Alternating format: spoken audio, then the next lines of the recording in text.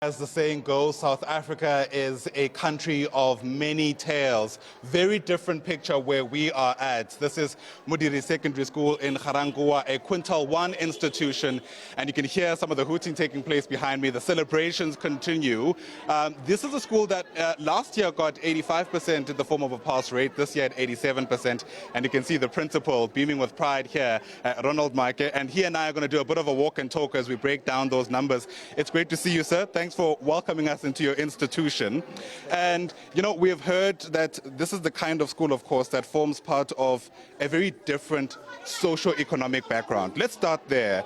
Typically speaking, the matriculants from the school, what kind of homes do they come from? No, mostly, thank you very much for having me, sir. Mostly we are having learners who are from disadvantaged areas, and they move from Rama up to Tsunami, quite a number of them. And most of them, you find them, we don't even have scholar transport. So we endeavor to succeed in making sure that our learners always come to school much earlier. So with the support of the parents, the SGB, and also the department, of course. So these learners, they are coming to school from Monday, in most cases up to Sunday. So they will be at school. So we endeavor to be able to succeed in that regard in order for us to deliver excellence. Yeah, and there's been a lot of work that's been done to try to turn the situation around at the school. I know, of course, there's been an upward trend insofar as the pass rate is concerned. As I mentioned, 85% 2024, 87% this year. But help us understand where you've come from, the journey that you've had to travel to get to this point. Yes, remember, since COVID, we had a lot of challenges concerning how we'll be able to come in for effective teaching and learning. So, but we have survived through. And from the 79% that we got, then we managed to come in 2024 to get the 85%. So we've been improving steadily. So with the assistance of our teachers and their commitment. Their effort is something that is unwavering, and every time you will see them being here, even on Saturdays and Sundays. So that is a milestone that we are taking, and we are hoping also to reach our target as we move on at 90% threshold, but we'll get there. Yeah, and I'm sure you will, if at least what we've seen in the past is anything to go by. I can't help that notice that there are perhaps some parts of the school that could do with some improving. Given your experience as the principal here, where is the support needed most? Yeah, the infrastructure is very old. Remember, this school is over 50 years. During the Tatswana regime and all of that. However, the department is assisting in terms of renovations. The SGB comes in as well so that we can assist to have the conducive environment for teaching and learning. So we are hoping that they will be able to come and also assist in terms of infrastructure renovations. But we are up to so far fine and moving forward. Yeah. And in fact, I see the teaching and learning continues. What we're going to do is something quite different. Hopefully, we don't cause too much of a disruption, but Principal, I'm going to allow you to take the lead as we go inside. Believe it or not, the matric class of 2026 is already at work, and we're going to try and see what kind of work is being done here from these, I suppose, very eager matriculants of next year. Good morning, everyone. How are you doing? All right, sorry to bring the principal into the class. I know that's never a good idea, but nonetheless, here we are. And I can't help but notice some of the smart boards that are being used here, Principal, especially given what you've just mentioned about the infrastructure issues. And Mem will come speak to you in a moment as well. But perhaps speak to us about some of these innovations, nonetheless, that you've introduced. Yes, this is our smart boards, the LED ones. They've been installed last year because of the old ones were already damaged. So we had to bring in the new ones that the department have provided. The ICT from the department, they are assisting a lot. The support is massive. You cannot run away from that.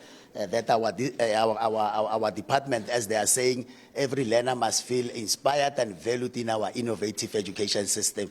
So they live up to that vision. Sure. And you can see Mem Matawata there, she's our physical science educator, and she got 83%. And we are talking about a gateway subject that the minister was referring to yesterday. But she managed through all these adversities that we are having. Absolutely. I might as well walk across to Ms. Habata, the principal who teaches physical sciences here at Modiri Secondary. It's great to see you. Again, apologies for interrupting your class. I know you're very strict. Perhaps not. I try to be. 83% is quite a feat, especially given some of the challenges we've heard at the school. How did you manage it? Mostly with the support of our principal, our SGP, our HODs and everything, we managed to implement intervention studies, mostly in the mornings, in the afternoons, during weekends and all that. And also, like, mostly we can't do this on ourselves. Mostly we had eager learners. You can see even now, we started last week on the 5th. We had already started with classes. So with eager kids, it's easier to obtain. Let me not say easier, but it's obtainable. Yeah. It's such a percentage. But this year we're hoping to get an even higher percentage than this year. Okay, I'm not going to put any of the new learners on the spot to get them a sense of how they're going to get those high flying marks. But of course, a big part of our focus is around the class of 2025. And I've just spotted one of the high flyers who's also stepped into this class. This is where you used to be last year. How are you feeling? Now you're standing in front of them. Are you about to teach them how you did it? Not necessarily, but I'm about to motivate him to do better than me. All right, let's start with some introductions. Torisho Mekwa, you achieved, I think it's about 3 distinctions last year. How are you feeling? I'm feeling relieved, and excited at the same time, Yeah. And I'm feeling proud of who I've become, and I'm hoping that I can be better. Right. Speak to us about how you've managed. Don't worry about all of that's happening there. There's all manner of moving parts, and Torisa's wondering, what on earth am I being asked to read? You can just look at me, it's not a problem. Speak to me about how you managed to get those 3 distinctions, and in what subjects? Well, mostly was sleepless nights, but additionally, I prayed a lot, and I had a lot of support from my family and a lot of motivation from my educators, And then I got a distinction in business studies and mathematical literacy, and also in tourism. Oh, nice. I know it hasn't been an easy journey to this point. At some stage, I understand you lost your mom whilst you were in high school. Yeah, it was a painful experience, one that was very difficult to bounce back from, but we did bounce back, and we did our best. I'm sure she's very proud where she's looking down on you from. All right, let's speak about next year. Very exciting times ahead. Where are you headed?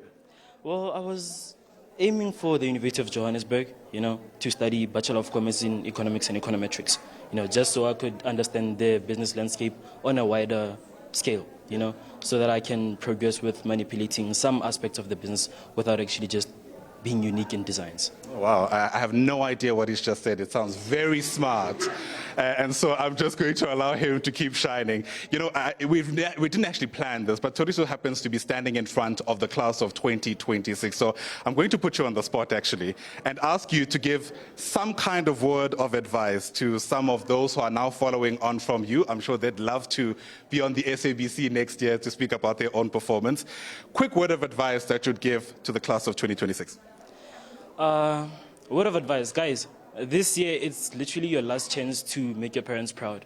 If you don't make them proud now, they're never going to be proud ever again, because you fail here, you're not going to varsity, And those sleepless nights, trust me, they're worth it. And nothing's better than starting early.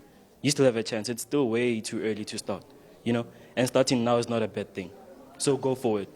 Absolutely. Congratulations once again. He deserves a round of applause for that, surely. There you go. All right. Thank you very much to Umem, who's allowed us to gate crash this class. Thanks to Toriso, thanks to the principal as well. And as you can see, it takes a collaborative effort to try and pull off the kind of work that is being done here. Like I said, very different picture to what we're seeing elsewhere in the country. Certainly very different to the schools that we've been seeing shining in the IEB system. But nonetheless, so many stories of hope, triumph, and resilience.